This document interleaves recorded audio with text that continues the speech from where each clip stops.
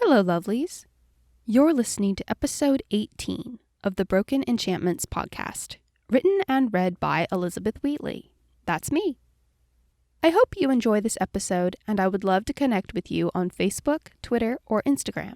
You can check out the links below. Now let's get to the story.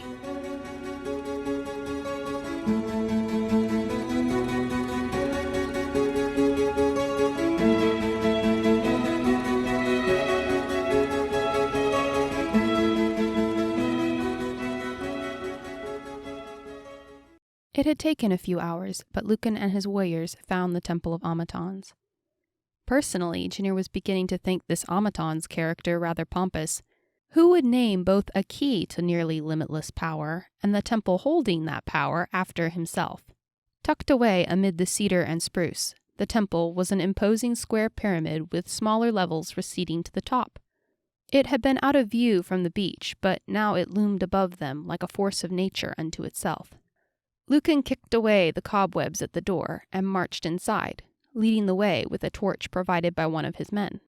Inside, the temple was stark and flat and achingly empty. Lucan kept his chin up, acting as if he were fearless, but Janir didn't see how that was possible.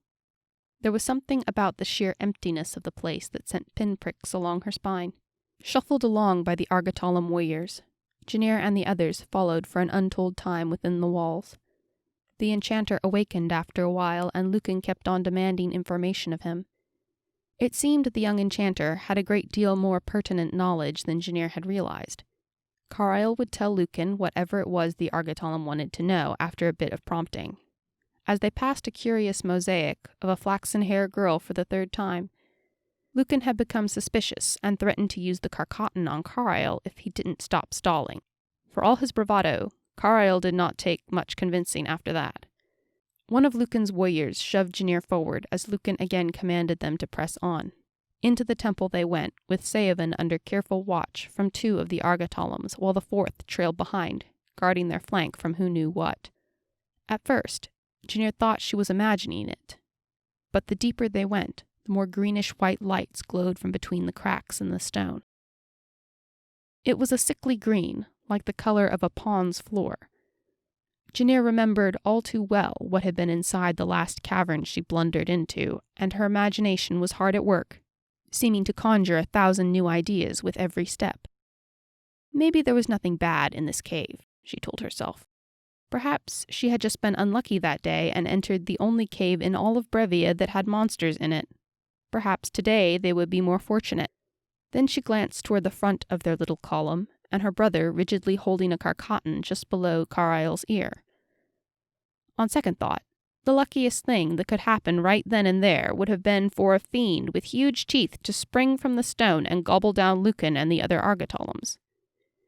As they rounded yet another bend, they came to a place where the ground dropped into a shallow staircase. No lights glowed from the passage, and even Lucan hesitated a moment before striding into the shadows with Karile still in his grasp. The stairs were so long that Janir had to take several steps before she arrived at the next drop. The Argotolums marched wordlessly behind her. Saoven wore a grim face. "What's wrong? I mean, besides the obvious," Janir whispered in an undertone. "I know what this place is." His sober nature was doing nothing to improve her morale. The Argotolums scowled, and one of them shoved her shoulder. "No talking." Saoven graciously caught and steadied her again. "It is a fortress," he said as their heads came close together. Janir swallowed. Then what happened to the guards? She remembered the Mazag caverns all too well. What if a horror such as that lurked in these halls? Lucan stopped abruptly, and Janir plowed into him. He shoved her to the floor, but she scrambled up as quickly as she could without remark. Truth be told, she was embarrassed at how often Saoven kept helping her. Lucan stood as still as the stone walls around them, staring straight ahead. With the caution earned by the past few weeks, Janir carefully peered around Lucan's shoulder. "Damn it," muttered one of the Argotolums, and several others added more profane words to the mix. They had reached a place where the shallow stairs finally stopped and gave way to a flat surface of stone. Before them, a shaft of white light had penetrated the darkness, and was shining on the most alarming sight Janir had seen since entering the temple. Standing just behind a rounded arch without moving was a knight, fully armored in the obsolete style of overlarge, massive pieces. Rather than make use of chainmail for better mobility, the armor was all plates and buckles. Not even the slightest trace of a surcoat or leather jerkin was to be seen, just steel and iron. His visor was sealed shut like the gate to a forbidden realm. Looking closer, Janir couldn't discern even the slightest trace of eye slits on the helm. That wasn't likely, she must have missed them. A lone sentinel, the knight stood with his legs apart in battle position, and a huge halberd clenched in his gauntlets. The axe was nearly the same size as its wielder, and styled a wicked spike on the back that reminded Janir of a giant steel thorn. Like the knight's armor, it glittered with polishing, waiting thirstily for its next victim's blood. Lucan stared at the knight with as much bewilderment as she did. "Who are you?" Lucan demanded in his haughtiest tone. Not a word. Even the slight draft that had been in the stairway seemed to have frozen. Viciously, Lucan shoved Karile in the direction of one of the warriors. The Argotolum caught Karile in an iron grasp, eyeing the suit of armor with as much suspicion as the rest of them. Lucan carefully approached the motionless knight, flicking out the other carcatan from his belt. Her brother did not let his guard down for a second. The knight didn't move as Lucan eased up to his right side, the side opposite the huge axe blade. Standing so close that he could have heard the knight breathing, Lucan gingerly raised one of the carcatan and tapped on the helmet. The echo was hollow, empty. Just a suit of armor with no knight inside. Lucan malignantly kicked one of the massive greaves, and the whole suit went crashing to the ground. Smaller pieces clattered away, and the larger ones just lay there in a miniature cloud of dust, still as they had been before. One by one, their company stepped around the heap of armor, into the passage that the empty armor knight had been so faithfully guarding. Down they went into the stuffy shadows, deeper and deeper into wherever the passages took them. The heart of a mountain? Under the sea by now? They were lost. There was no doubt about it. Lucan hadn't cursed for the space of several minutes, and was glancing around each part in the tunnels with a desperation he was trying very hard to hide. Finally, Lucan noticed everyone else's dragging feet. Or maybe he felt that his point was made and he could let them rest. Whatever the case, when the tunnels widened out a little, he ordered a halt. They lit a fire in the middle of the corridor. It seemed that the Argotolums had brought the tools and fuel to make bright, slow-burning blazes with them. Starting a fire that far underground might not have been Lucan's most brilliant idea, but no one questioned him. The Argotolums held their tongues because after the skiff they knew better than to do otherwise, and the others because they were afraid of losing theirs. Janir curled on the stone, leaning against the wall with Karile on one side and Saoven on the other. It was becoming their usual arrangement. The fire danced and played with shadows on the stone. These walls probably hadn't seen such light for ages and now seemed to make the most of it. Lucan posted a sentinel at either end of their makeshift camp, one to guard each opening into the tunnels. For the first time, Lucan seemed confused and lost from his place on the other side of the fire. Things must not be going quite as planned. Clattering echoed from the passages where they had come from. Every head snapped in that direction as the sound faded and the tunnels fell silent. "It's nothing," Lucan snapped when he spotted the uneasy expressions of his companions. "It's just a draft, rattling that suit of armor." If he was unsettled by the noise, he gave no sign. By all appearances, he couldn't have cared less as he lounged easily on the ground. For all his cruelty, Janir's brother had nerves of steel. Janir stared into the soothing fire and huddled closer between Saoven and Karile. Out of the corner of her eye, the patterns of fire glinted off Lucan's dagger, the one he had used to cut the sailor's throat. It was actually quite pretty in the firelight.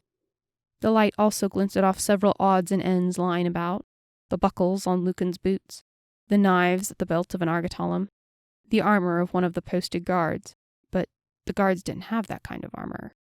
Janir wanted to scream as she spotted the knight, or rather the supposedly empty suit of armor, standing there before them where the guard had been only 2 seconds ago. Now the Argotolum lay in a red heap, soundlessly murdered. The axe was bloody, and the knight, or whatever it was, seemed to be staring at Lucan. "Son of a..."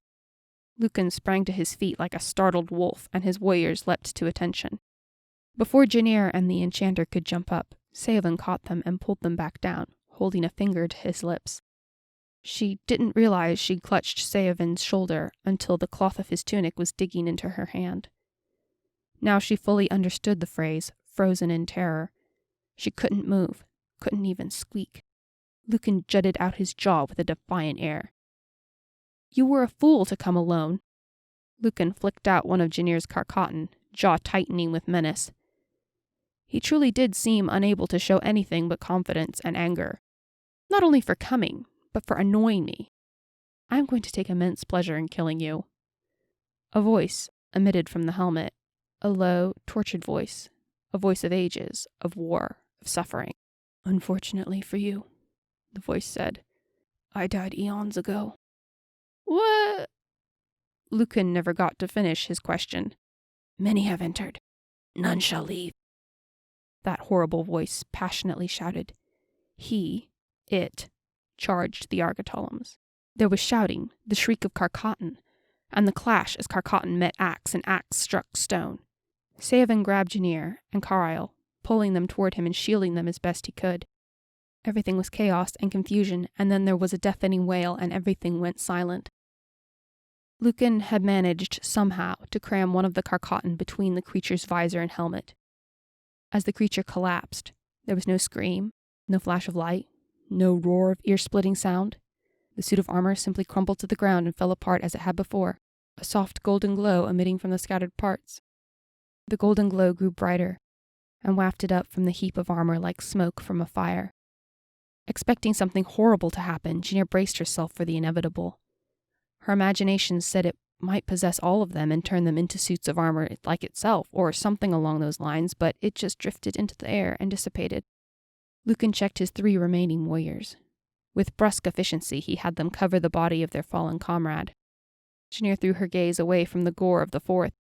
Even though she could feel Lucan's disapproval at her squeamishness, she couldn't bring herself to care what he thought. Though he might have been her enemy and one of her captors, she couldn't believe the Morton had deserved to die like that. Lucan must have been unnerved by the empty suit of armor incident, as he commanded them to get up and march on, doubtless to get it over with. Apparently, he would not consider turning around and leaving this wretched place as the solution. Invigorated by fear, Janir no longer felt weary. Karile had taken to whipping his head around to stare at anything, even the least bit incongruous. Lucan now walked with both carcatan in his hands, and his every motion was made cautiously. After seeing their friend bloodily murdered, the Argatolum warriors were no better, herding Janir and Saoven on with carcatan unsheathed and at the ready. No one could say how far they trudged through the shadows. No one could remember how many times Karile stubbed his toe on stone steps or Lucan urged them to move faster. They might have marched through the empty halls for hours or minutes. Several times Lucan halted their party and listened intently, then, deciding it had been nothing, continued on. It hardly mattered. If there were more of those things about, if there was an army, Janir preferred not to think of it. The tunnels gave way to a simple arch, a sudden change, taking into account the boxy design so far. Light bled from the other side, well lit but not blinding. Janir stumbled out of the tunnels into the largest room she had ever imagined possible. A kind of bridge spanned the Colossus. Straight ahead, on the other side, Janir spotted a distant iron gate barring the way onwards into the earth. She wasn't sure how Lucan intended to get past that, but her attention was quickly drawn elsewhere. Knights, or suits of armor, just like the one Lucan had fought. Legions upon legions of them lined the inside of the huge room. They stood on shelf-like crevices, staggered back from the ceiling, seeming to rise into eternity. All around them, these scores of silent sentinels stared off into space with weapons at the ready, helmets facing straight ahead. Some of them were so far away, Janir could barely make out their shapes. Leaves in a forest of iron and stone, they covered the walls of the gigantic chamber. Glancing about made Janir dizzy. It made her feel her own sheer smallness. "You asked where the guards were, Janir," Saoven whispered. "I think we just found the barracks." It did appear to be a barracks of sorts, one in which each soldier took up no more space than he did standing. Again, she was swept away by the sheer number of them, There must have been at least tens of thousands. "Do you think they're going to attack?" Janir nervously asked. "No, not likely. They probably have not moved for entire eras." Saoven surveyed the seemingly endless number of nights. "There was that one who just tried to kill us," Karile indignantly pointed out. "How long since he last moved?" "Stop talking," Lucan hissed, marching on toward the end of the bridge and the next tunnel. "According to you, Enchanter, the chamber is somewhere around here, and we are going to find it." For all their fierce reputation, Janir noticed the Argotolums shooting anxious glances up at the scores of soldiers. They were probably thinking what she was, that if those things did attack, they wouldn't stand a chance. It seemed to take forever to reach the other end of the bridge. It never looked to be getting any closer. About halfway out, Janir happened to glance behind her. "Saoven?" Janir choked. "Were those knights there before?" "I said no talking." Lucan whirled around to behold 3 of the suits of armor, or whatever they were, standing by the mouth of the last tunnel.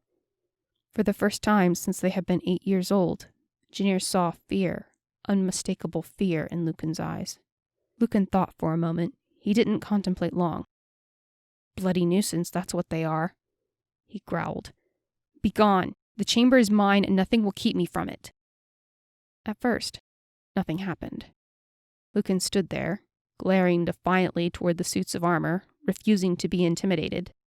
The Argotolums clenched their carcatan and eyed the suits with suspicion. Karile moved closer to Janir. Janir moved closer to Saoven. No one spoke. They hardly even breathed.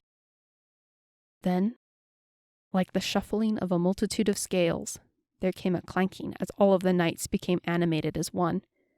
"What's happening?" Janir gasped. The knights were turning sideways and mobilizing. The deafening noise of countless pairs of metal feet clanging on stone filled the massive cavern.